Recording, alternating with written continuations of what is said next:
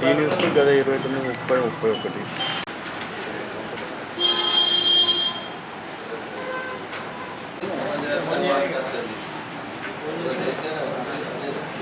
Virus వ్యాప్తి నివారణకు సంబంధించి అటు కేంద్ర ప్రభుత్వమే కానీ ఇటు రాష్ట్ర ప్రభుత్వమే కానీ స్పష్టత లేకుండా ఏ విధమైనటువంటి ఖచ్చితమైనటువంటి యొక్క చర్యలు లేకుండా చివరికి వచ్చేవరకల్లా ఏదైతుందో మనం కరోనా వైరస్ కూడా ఇతర వ్యాధుల్లాగానే మన సహజీవనం చేసే పరిస్థితి కలుగుతుందని స్థాయికి ప్రభుత్వం వచ్చింది.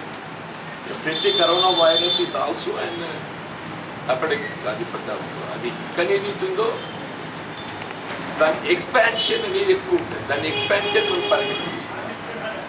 ఆ ఎక్స్పాన్షన్ను నివారింపు చేయడానికి వరకు ఏదైతుందో ఈ భౌతిక ఇద్దరిని ప్రత్యేకంగా ఎవరన్నా వ్యాధి సోకే అవకాశం ఉన్నటువంటి వారిని ఇతరులతో కలవకుండా క్వారంటైన్ చేయటము, దాంతో ఈ వ్యాధిని నివారింప చేయడానికి అవకాశం.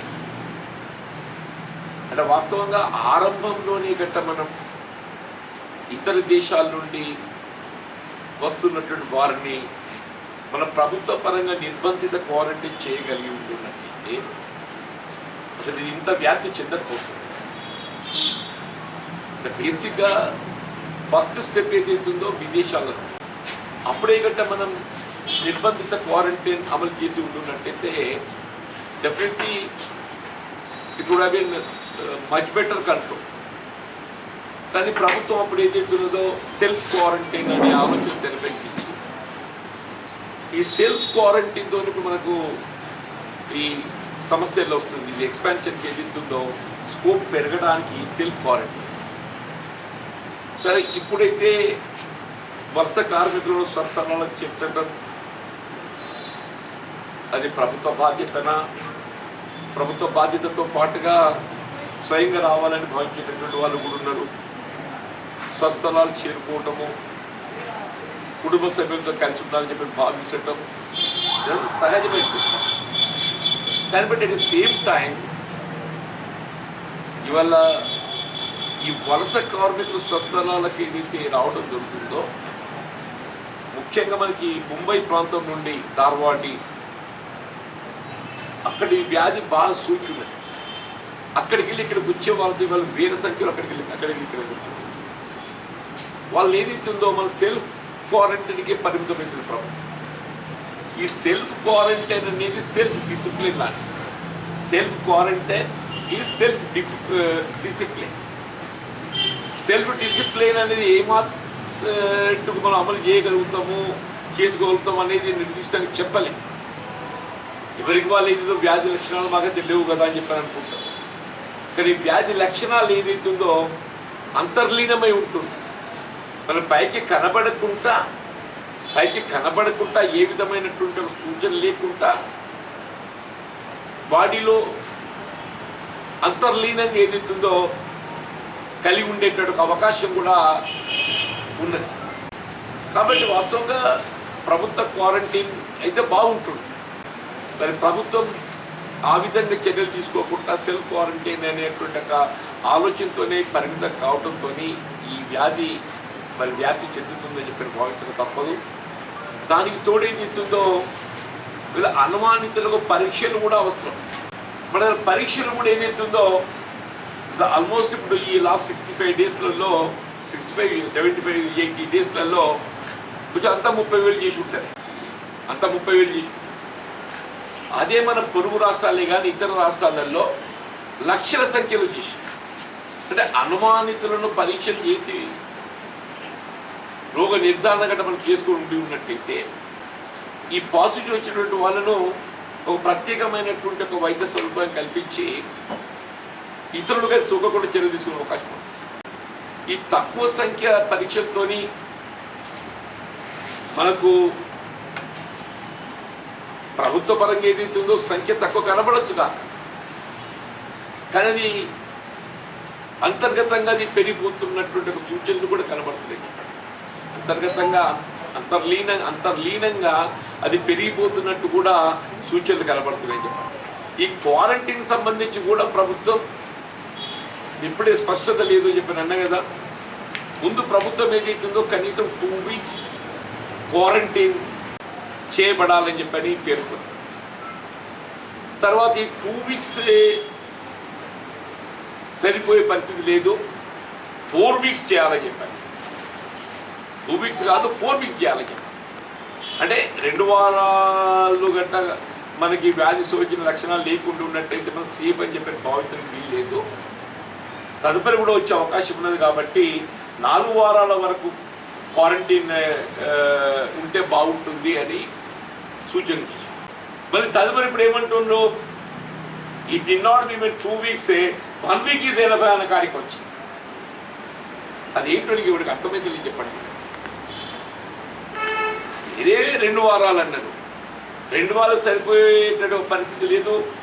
2 వారాల తదుపరి కూడా వ్యాప్తి చెందుతున్నటువంటి యొక్క సూచనలు ఉన్నాయి కాబట్టి 4 వారాల వరకు ఉంటే బాగుంటుందని చెప్పారు. మళ్ళీ ఇప్పుడు ఏమైపోయింది, వారం సరిపోతుందని చెప్పారు.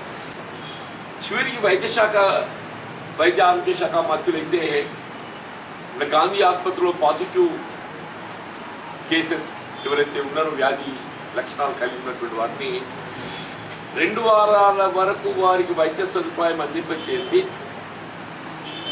వారికి ఇతరత్ర ఏ రుగ్మత లేకున్నట్టయితే మళ్ళీ పరీక్షలు లేకుంటే డిశ్చార్జ్ చేయడం జరుగుతుందని చెప్పారు. అంటే మనం ఇప్పుడు ఏం మాట్లాడుతున్నాం అనేది ఇప్పటికి అర్థమైందని చెప్పంటున్నాడు. ముందు ఆరంభంలో ఈ క్వారంటైన్ పీరియడ్ తదుపరి వైద్య సదుపాయం తదుపరి కూడా 2 పర్యాయాలు మళ్ళీ పరీక్షలు చేసి 2 పర్యాయాలు నెగటివ్ వస్తేనే వ్యాధి లక్షణాలు పూర్తిగా నయమైనట్టు భావించడం జరుగుతుందని చెప్పారు. ఇప్పుడు మళ్ళీ అసలు పరీక్షలు అవసరం లేకుండా డిశ్చార్జ్ చేస్తామని చెప్పారు. అంటే ఇవాళ దీన్ని ఆట వేసే దూరం కనబడుతుంది తప్ప నిజంగా ఈ వ్యాధిని నివారణ అనేది ఇది ప్రభుత్వ బాధ్యతగా భావించాలి. ఆ బాధ్యతను మీరు విస్మరించలేరు. నిర్వహణలోనే కానీ, క్వారంటైన్లోనే కానీ, లేక ఈ లాక్డౌన్ పీరియడ్లో ఉపాధి కోల్పోయినటువంటి కార్మికులను, కూలీలను, రైతాంగాన్ని, సమాజాన్ని ఆదుకోవాల్సిన బాధ్యత కూడా ప్రభుత్వం మీద ఉందని చెప్పారు. అంటే మా ఆలోచన అయితే వాళ్ళ వచ్చేటటువంటి కార్మికులు ఉన్నారు కదా, వాళ్ళందరూ మీరు సెల్ఫ్ క్వారంటైన్కి పరిమితం కాకుండా ప్రభుత్వ పరంగా మీరు క్వారంటైన్ సదుపాయాలు కలిగించి మీ అబ్జర్వేషన్లు, ప్రభుత్వ వైద్యుల పర్యవేక్షణలు మీరు పరీక్షిందో దీని పట్ల కొంత మనకు ప్రభుత్వానికి ఒక విధమైనటువంటి ఒక పూర్తి స్థాయి అవగాహన కలుగుతుంది. ఏ మేరకు ఉన్నది, దీన్ని ఏ విధంగా మనం నివారణ చేయగలుగుతామో, వ్యాప్తి చెందకుండా చూడగలుగుతాం అనేటువంటి ఒక పూర్తి మనకు ఒక అవగాహన వస్తుంది ప్రభుత్వం. అంతేగాని ఎవరికి వాళ్ళు ఇచ్చిపెట్టినట్టయితే ఇది మరి ఏమి ఎత్తుదాల్సి చెప్పలేమని చెప్పాలి. దానికి తోడు ఇవాళ కేంద్ర ప్రభుత్వం అయితే మేము 20 లక్షల కోట్లు ఇవాళ ఆర్థిక ప్యాకేజ్ ప్రకటించి వివిధ రంగాల వారిని అందరినీ మేము ఆదుకోవడానికి కార్యక్రమాలు చేపడుతున్నామని చెప్పారు. మరి 20 లక్షల కోట్లలో సామాన్యునికి అందిందైతే 5 కిలోల బియ్యం ఒకటి అందినట్టు కనబడుతున్నది. 5 కిలోల బియ్యం ప్రతి పౌరుడు. అది కేంద్రం ఇస్తుందా రాష్ట్రం ఇస్తుందో కానీ మొత్తానికి ఇద్దరు ఎవరి వాళ్ళు చెప్పుకుంటూ నేను ఇస్తున్నా అని చెప్పని 5 కిలోల బియ్యం మాత్రం ఏదైతుందో అదనంగా వస్తుంది. సాధారణంగా 6 కిలోల బియ్యం లభించేది ఇవాళ 12 కిలోలు ఇస్తుందని చెప్పారంటే కేంద్రం 5 కిలోలు ఇస్తుందనే భావన ఉన్నది. 6 అనేది 11 కిలో రాష్ట్ర ప్రభుత్వం అదనంగా దానికి యాడ్ చేస్తుంది అనేటువంటి ఒక భావన ఉన్నది. దానికి తోడు ఎన్ఆర్ఈజిఎస్ కింద ప్రత్యేకంగా 40,000 కోట్లు సమకూర్చని చెప్పారు. It's really good thing, we welcome it. వాస్తవంగా గ్రామీణ ప్రాంతంలో రైతాంగం కానీ, రైతు కూలీలు కానీ మీరు ఉపాధి పొందగలుగుతున్నారని చెప్పారంటే అది కేవలం ఇలా మహాత్మా గాంధీ గ్రామీణ ఉపాధి హామీ పథకం అని చెప్పడం తప్పదండి. ప్రతి రైతు కుటుంబం కూడా ఇవాళ రైతు కూలీలకే పరిమితం కాదు, రైతు కుటుంబాలు కూడా ఇవాళ ఏదైతుందో ఈ పనికి హామీ ఉపాధి హామీ పథకంలో ఏదైతుందో ఉపాధి పొందటం గమనించదగ్గ విషయం. నిరుద్యోగ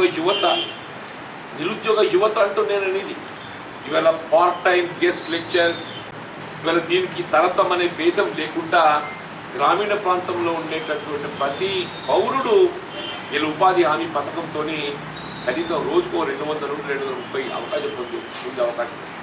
ప్రతి ఒక్కరు కూడా దీన్ని పొందాలనే ప్రయత్నం చేస్తుందని చెప్పండి. ఇదొకటి మాత్రం కేంద్రం NREGS నిధులు మేము అదనాన్ని సమకూరుస్తుందని చెప్పారన్నారు. Welcome it. దాని పట్ల హర్షం వ్యక్తం చేస్తున్నాం. మన ప్రాంతంలో కూడా NREGS కింద పనులు కొంత పురోగతిలో ఉన్నాయని చెప్పని కూడా చెప్పక తప్పదని చెప్పారు. దీని పోను అదనంగానైతే ఇలా కేంద్రం కూడా 500 రూపాయలు నెలకు జన్ధన్ ఖాతా ఉన్న వాళ్ళకి ఇచ్చింది. బిగినింగ్ 2 మాసాలు ఇచ్చిందా, ఇప్పుడు అది కూడా కనబడుకుంటాయి. 500 రూపాయలు జన్ధన్ ఖాతాలు వేసింది కదా, 2 months ఇచ్చి అది కూడా ఇప్పుడు 3వ మాసాలు కనబడుకుంటాయి. సరిగా రాష్ట్ర ప్రభుత్వం అయితే ఇంకా ఆశ్చర్యం అన్నట్టు, నేను కేంద్రానికంటే తక్కువ తిన్నా అన్నట్టు ఏదైతే ఉన్నదో వీళ్ళు కేవలం ప్రభుత్వ పరంగా అందించేటట్టు ఒక సహాయాన్ని నిలిపివేయడమే కాదు, వీళ్ళ ప్రభుత్వ ఉద్యోగస్తులు హక్కుగా పొందేటటువంటి నెలసరి వేతనాలు కూడా కోత విధిస్తుంది. దేశంలో ఎక్కడ లేని విధంగా వీళ్ళ కేంద్ర ప్రభుత్వం ఏదైతుందో కేంద్ర ప్రభుత్వ పరిధిలో సేవలు అందిస్తున్నటువంటి యొక్క ఉద్యోగస్తులకు అందరికీ కూడా పూర్తి స్థాయిలో ఏ విధమైనటువంటి ఒక కోత లేకుండా వేతనాలు అందిస్తున్నది. మన పొరుగు రాష్ట్రం ఆంధ్ర రాష్ట్రం అని చెప్పి అంటున్నాం. సాధారణంగా మనం ఏదైతుందో పోల్చుకోవడంలో కూడా మన పొరుగు రాష్ట్రాలు పోల్చుకోవడం అని చెప్పి అంటున్నాం. మన పొరుగు రాష్ట్రం ఆంధ్ర రాష్ట్రంలో కూడా ఏదైతుందో ఏ విధమైన కోతలు లేకుండా పూర్తి స్థాయిలో వేతనాలు చెల్లిస్తుంది. సరే, ఇతర పొరుగు రాష్ట్రాలు ఛత్తీస్గఢ్ ఇవన్నీ కూడా వేతనాలు ఇస్తున్నారు. నేను ఏపీ ఎందుకు చెప్తున్నానంటే మనతో విడిపోయిన రాష్ట్రం కాబట్టి నేను ఎగ్జాంపుల్ చెప్తున్నాను. అటు కేంద్రమే కానీ ఇటు మనతో విడిపోయిన ఆంధ్ర రాష్ట్రమే కానీ. తెలంగాణ ధనిక రాష్ట్రంగా భావించారు. వాస్తవంగా తెలంగాణ ధనిక రాష్ట్రంగా భావిస్తారు. మనమనంగా ఇవాళ స్వయంగా సీఎం గారు చెప్పినట్టు మాకేంటయా, మా ధనిక రాష్ట్రం మాకు ఎవడు పెట్టేదే ఉన్నదయా, మరి స్వయం సమృద్ధి పొందిన రాష్ట్రంగా పేరు. ఇలా స్వయం సమృద్ధి పొందిన ధనిక రాష్ట్రం ఉద్యోగస్తులకు ఏదైతున్నదో గత 2 మాసాల వేతనాలు పూర్తి స్థాయిలో సమకూర్చక కోత విధించడమే కాకుండా ఈసారి ఏదైతుందో మన క్యాబినెట్ సమావేశం జరుగుతుంటే నేను ఆగమన్నా అందరూ కూడా ఆశించారు కనీసం ఈ మాసం నుండి అయినా కానీ మాకు పూర్తి స్థాయిలో వేతనాలు లభిస్తాయి, కల్పించడం జరుగుతుంది. గతంలో కోత విధించిన వేతనాల బకాయిలు కూడా చెల్లిస్తారని చెప్పని అందరూ కూడా ఆశించారు. వివిధ రాజకీయ పార్టీలు కూడా విజ్ఞప్తి చేసినాయి.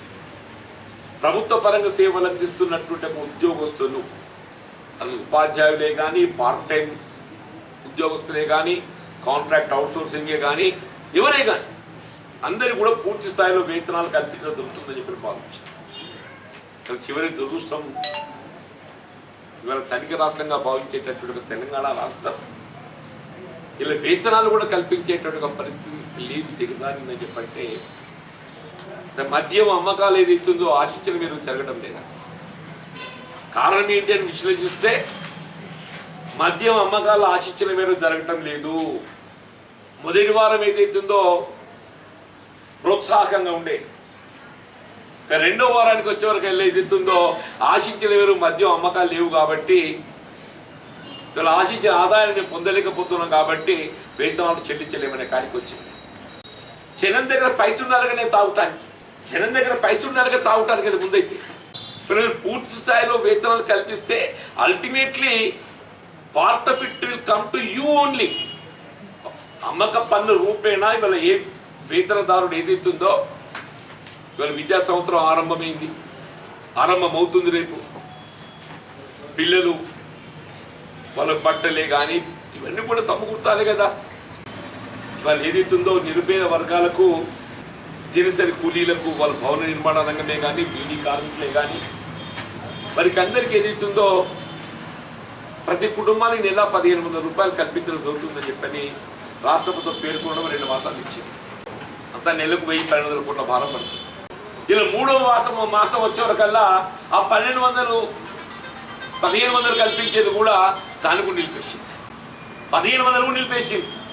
వీళ్ళు వాస్తవంగా ఏదైతుందో లాక్డౌన్లో మినహాయింపులు అయితే లభిస్తున్నాయి, కానీ ఆశించిన ఉపాధి అనేది ఏదైతుందో పొందలేకపోతుంది. దినసరి వాళ్ళ ఆటో కార్మికులు ఉండే రిక్షా పుట్టాల్సి వాళ్ళకి రోడ్ మీద ఆటో కనబడతలేదు. Not even 10% of autos are flying. 10% ఆటోలు కూడా ఏదైతుందో ఇవాళ మీకు రోడ్ల మీద నడుస్తలేవని చెప్పండి.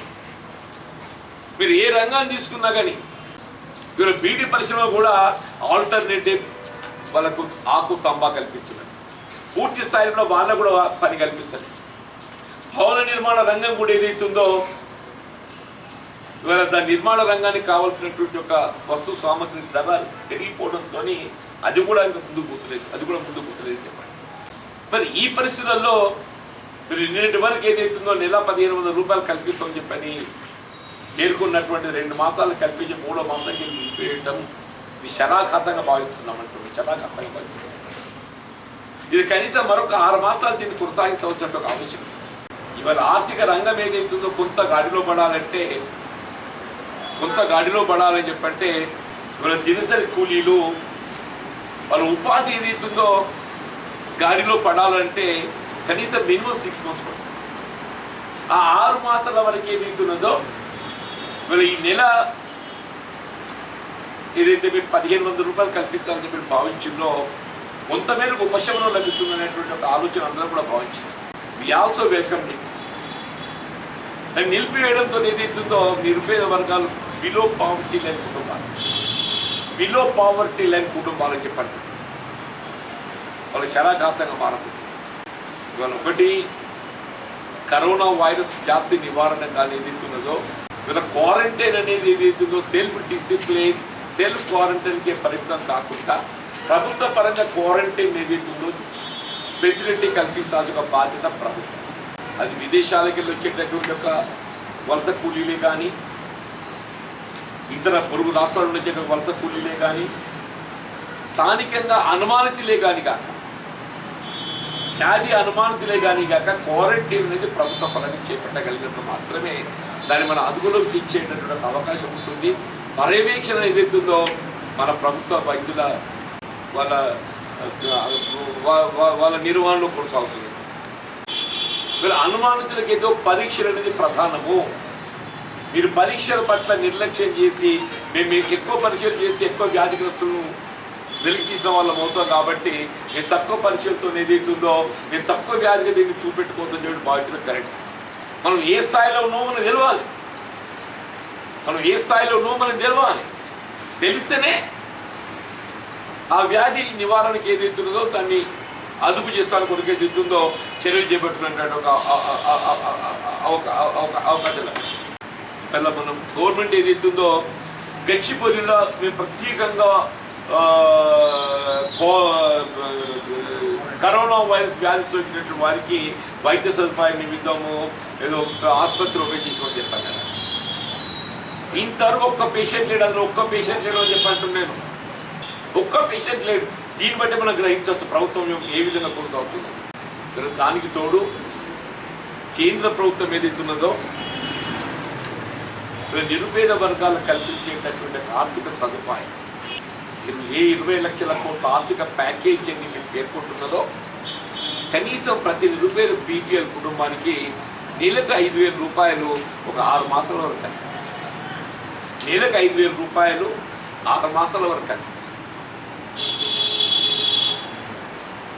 అట్లాగే రాష్ట్ర ప్రభుత్వం ఏదైతున్నదో మన దేశంలో కానీ కేంద్ర ప్రభుత్వ పరిధిలో సేవలు అందించేటప్పుడు ఉద్యోగస్తులే కానీ మన పొరుగు రాష్ట్రం ఆంధ్ర రాష్ట్రమే కానీ చాలా రాష్ట్రాలు ఏదైతుందో ఏ విధమైన కోతలు లేకుండా ప్రభుత్వ ఉద్యోగస్తులకు వేతనాలు కల్పిస్తుంది.